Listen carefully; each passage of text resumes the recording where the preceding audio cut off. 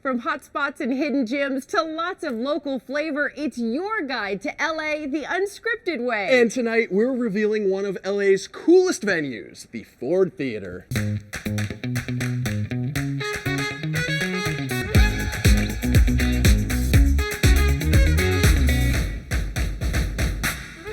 And welcome to LA Unscripted. I'm Dana Devin. And I'm Doug Kolk. And this is the $80 million new and improved Ford Theater, one of the best places to see an open-air concert. Established in 1920, surrounded by nature and a sound system that performers love, the Ford is 1,200 seats of pure musical magic.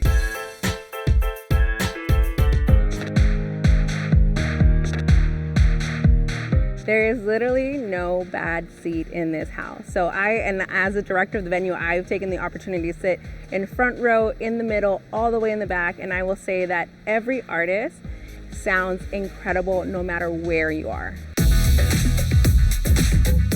It was originally conceived as a theater space. So it was called the Pilgrimage Theater. And so it was founded in 1920s. The original idea was that it was going to house the different performances of the world's religions. And it switched in the 1930s into becoming a county facility where, because of the separation of church and state, you couldn't necessarily perform religious plays in a county facility. The towers that are the iconic part of the Ford stage are actually a nod to the gates of Jerusalem. So it tells you a little bit of the history of how it was conceived and what was intended to perform here. But like any teenager, the Ford also went through its punk phase. So in the 1980s, it was actually a space where artists like the Ramones and Jane's Addiction performed. And so it became this really kind of amazing ground for that type of music in Los Angeles. Later became a space that really hosted a lot of local artists. And we continue that history now. But it's very much dedicated to creating space for Los Angeles artists to perform and produce in. So the Ford would have celebrated its centennial in 2020. So we are 102 years old. We're one of the oldest performing arts venues in the city of Los Angeles. The Ford is a county facility. And as part of that, the county actually invested about $80 million in the renovation of the theater, and it's absolutely gorgeous. The Ford is super unique in that it's unlike any other amphitheater in Los Angeles. So the backdrop for every single performance is the hillside, unlike some other venues that actually uses the hillside to put the seats kind of up against it. But it is absolutely an amazing space. So if you actually look at the size of the stage itself versus the audience, it actually is about half the size.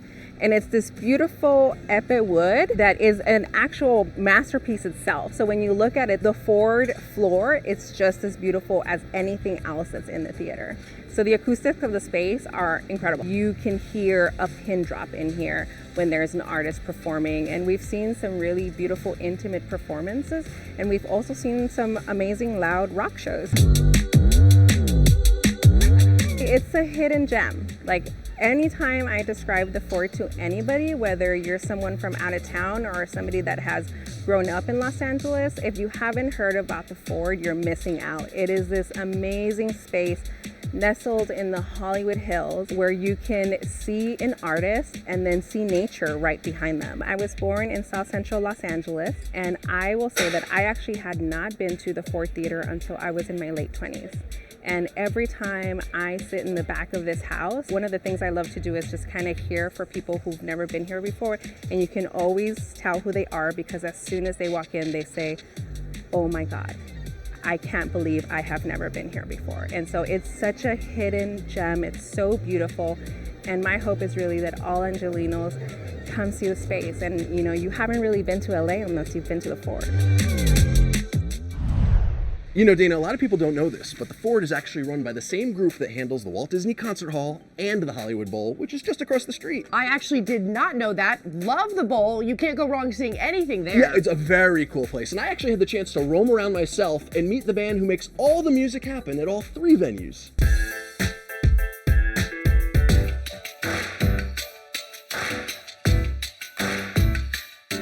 We're celebrating our 100th season this year. As we think about how we want to celebrate that, we look back and seeing what this place meant, not just for the great artists that have performed on this stage, like the Beatles and Frank Sinatra, but the people that have visited this place for decades, for generations to come.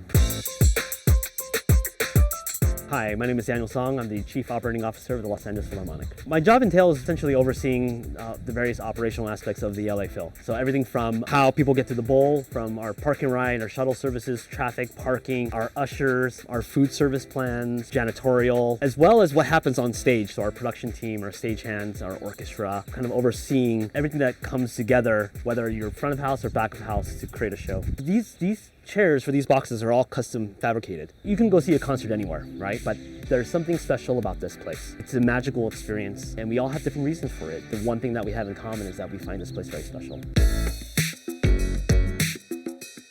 I was born and raised here in LA, and this place is very personal to me. My parents immigrated here from Korea. This is the place that they felt comfortable, that they felt that they were welcome, that this was essentially going to a friend's backyard and seeing a concert, and it was accessible. Tickets start at $1. They have for decades, and they still do today. I remember coming here 6th or 7th grade. It was like 93, 94, around that time. Daniel, you know what one of my favorite parts of the Hollywood Bowl is? When your partners don't show up and you can fold up the chairs and you have the whole box to yourself. Yes, absolutely.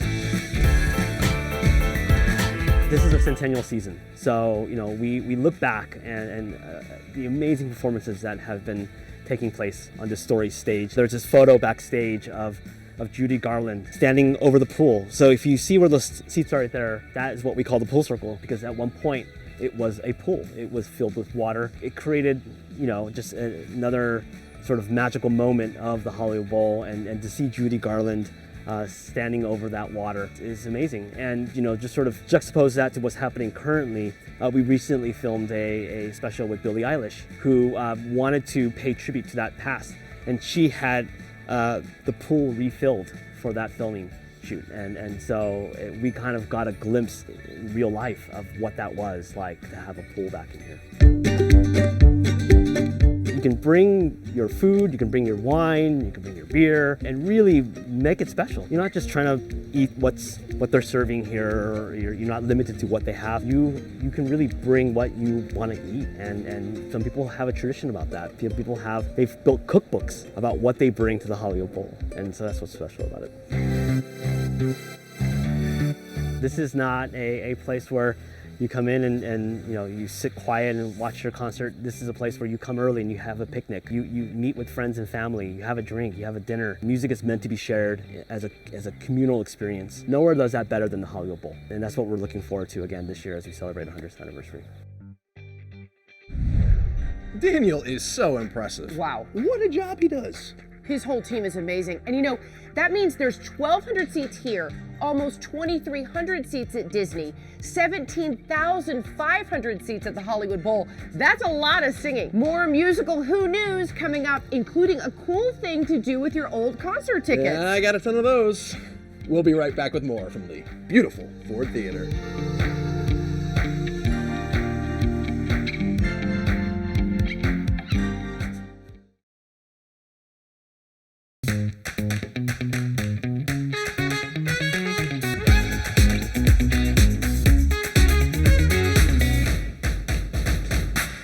Welcome back to LA Unscripted from the beautiful Ford Theater, now embarking on a historic 2022 music schedule. And June is Pride Month, and right here on this stage this summer, you can check out a quinceañera. It's a kiki and a quinceañera all rolled into one, a celebration of LA's queer, Latinx music and drag communities, featuring some of SoCal's most talented drag artists. I'll be getting a ticket for that, but right now, Olivia De Bortoli has another very colorful LGBTQ story.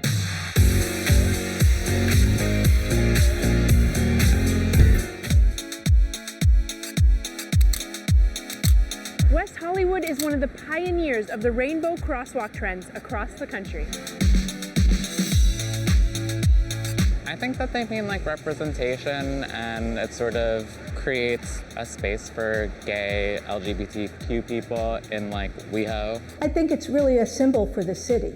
In fact, our city flag, we have a rainbow version of it. It's important, again, because this is a place where the city has historically had protests and rallies and gathered. When we had our rallies about marriage equality, that's where we were.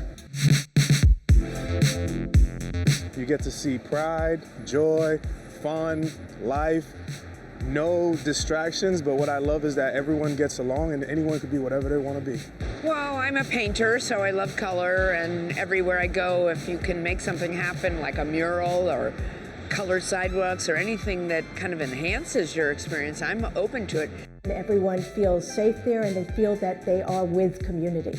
And recently, we updated the crosswalk to be the progress flag. What do you love about WeHo? Like most of the world is like set up for straight people.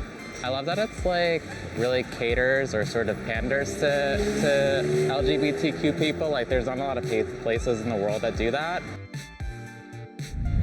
Thank you, Olivia. Okay, Doug, have you seen any shows here at the Ford? Dana, I can't believe I haven't, and I can't wait to after seeing this place. But do you know that I actually have almost every ticket stub for every concert I've ever been to? Every single one? How many? What? How many? That's the answer. Really? Like over 100? Like I can't even hear you right now. Over 100? No, we're probably talking definitely 4 digits. Oh my God. That's a lot. That's amazing. But if you're someone who may think that the ticket stub collecting is cool, then you want to check out this story. What time is it, brother? Family? Yeah, that's my hard rockin' dad. Balls time. Friends? The occasional total stranger? Rob Lowe? Behind every stub Bruce fist pounded me at this show, and it was all cut in the Jumbotron. is an incredible story. He fist pounded me at this one, too.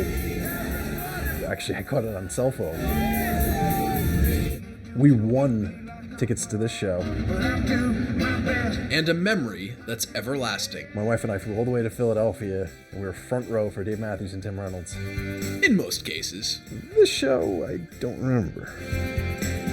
Which is what makes stub stories so appealing. That's why we call the company Stub Stories Apparel, because every stub tells a story. Jackie Balestra and Dawn McConaughey have found a way to capture those moments. We started with t-shirts. Yes. And within like 3 days of ordering samples, she's like, we should do masks. With a new company that celebrates the music. That's such a great conversation starter. People come up to you, they'll, I've met several people that have actually been to the shows of the ticket I'm wearing. By putting that old ticket stub to everyday use. It's history, so these are collectibles. With a portion of every sale benefiting local youth musicians. For every item we sell, we're going to donate $1 to the South Bay Music Connection. When you have a stack of stubs at home, do you know how difficult it is to select the ones that are going to go on the shirts? Yeah. Yeah. There's the sentimental shows, like my first date with my wife, Billy Joel at Hollywood Bowl 2014. This is all I have to show for it. But we made up for it years later by celebrating our engagement with Billy at New York's Madison Square Garden.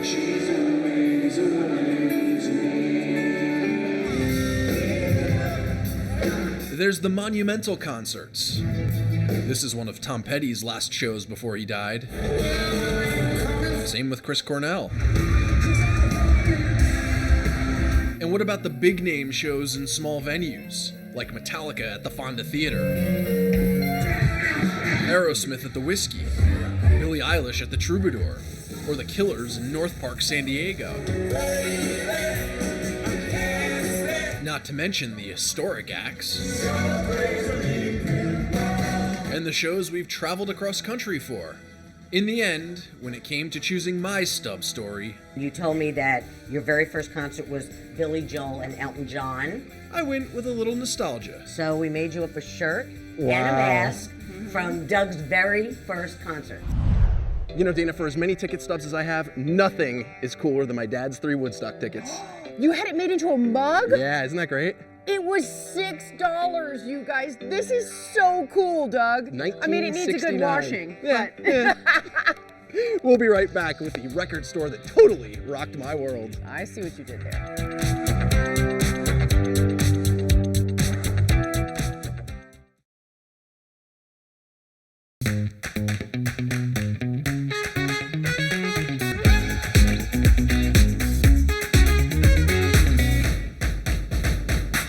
Welcome back to LA Unscripted from the beautiful Ford Theater in the hills of Los Angeles. But right now, let's check out the musical place where we almost lost Doug Kolk to for forever. It is true, Dana. I am a music fan and I'm a memorabilia fan, and there is no better place to go if you're a lover of both.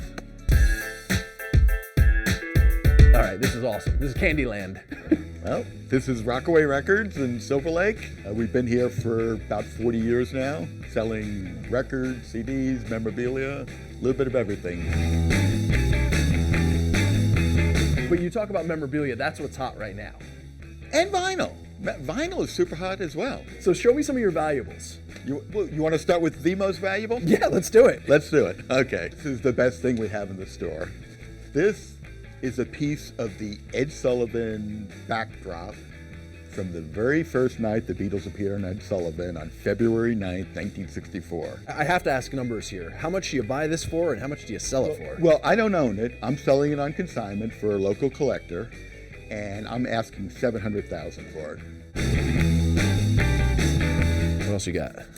Okay, let's see. Let's go over here. Besides the classic rock like Beatles, what's super hot now is punk and grunge.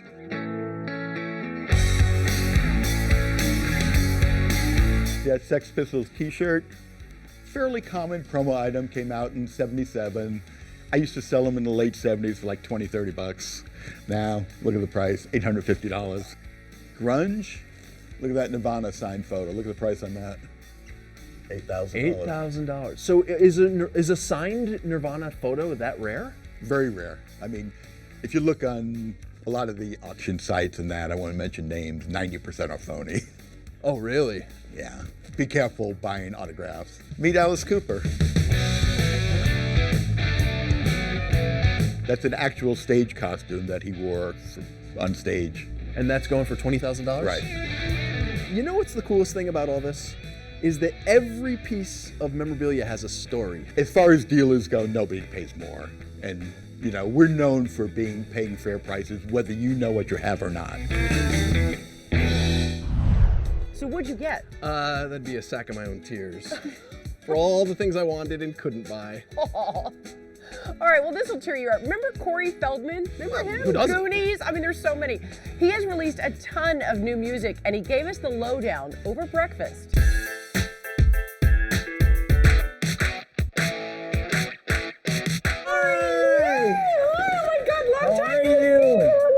I've been great. I've been working so hard. I've been locked away in my cave, creating this new work. Right. It's an amazing amount of work. The biggest project that I've ever put out. So you were able to use the pandemic to write music and create? Absolutely. I've actually been creating music for 35 years. Not only that, but I actually started singing before I started acting. Interesting. And a lot of people don't know that. I didn't know that. This is a big package. So we've got the EP, we've got the brand new box set, and we've got the brand new album. There's a song that my son helped me write. It's his very first outing as a songwriter, and he helped me write a song about the pandemic, about the lockdown.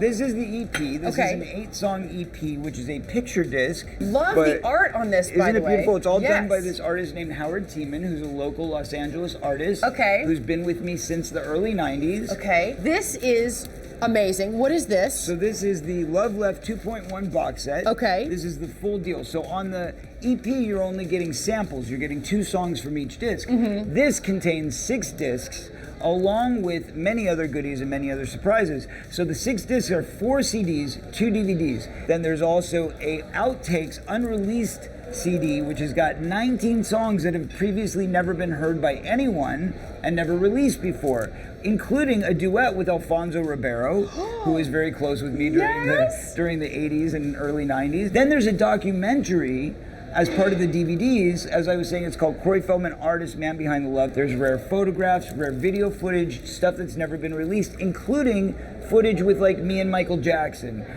Drew Barrymore, you know, singing It's So Simple with me, the song that Alfonso and I did on our after school special, 15 and Getting Straight. We are the first to launch and pioneer this brand new technology, which is hologram Corey. When you open up your box, you take your phone, you get the little QR code, put the camera up on your phone, and you put it up to the QR code, and suddenly a hologram of me pops up. Where can people get this? Okay, so you can order it directly at my website, which is coreyfeldman.net.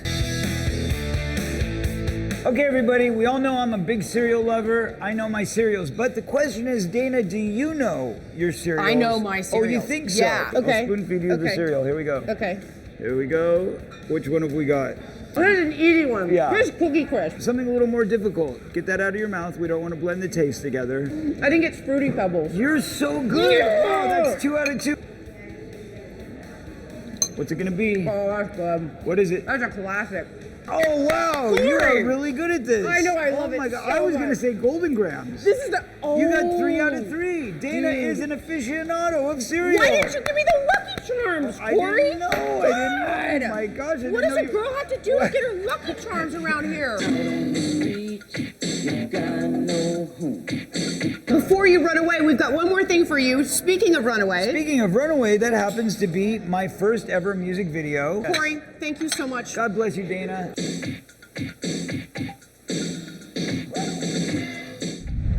Well, that's all the time we have for today. Thank you so much for joining us. And you know, a special thanks to the Ford Theater. Don't forget to check out their summer lineup. There are so many good shows to see for the entire family. Good night, you guys. Mwah. Let's go catch a concert. Let's go.